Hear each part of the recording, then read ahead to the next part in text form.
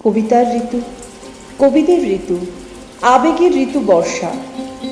মেঘের দামামা বাজাতে বাজাতে বর্ষা আসে, পরনে তার মেঘের পাগড়ি। ঋতুর রাগরাগিনীর মধ্যে বসন্তের পর বর্ষা। বসন্তের জন্য আছে বসন্ত বাহার, আর বর্ষার জন্য মেঘ, মল্লার, দেশ এবং আরও বিস্তর প্রকৃতির প্রান্তর। রবীন্দ্র সাহিত্য জুড়ে বর্ষা আছে এক চির নতুন অবয়বে। রবীন্দ্রসঙ্গীতে এই বর্ষা ঋতুটি ধরা দিয়েছে এক স্নিগ্ধ শ্যামল সুন্দর রূপে। একমাত্র কালিদাসের মেঘদূত ছাড়া বর্ষার কাব্যগাথা কোনো সাহিত্যে এমন রূপে বাধা পড়েনি।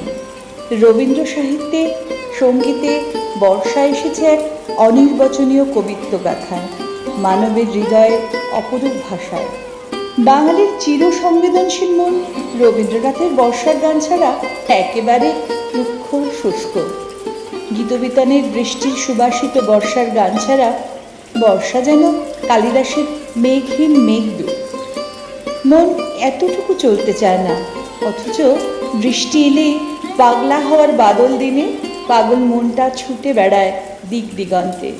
যেখানে চেনা নেই, জানা নেই, সেখানেও মন ছুটে চলে যায় মেঘের সওয়ারি হয়ে।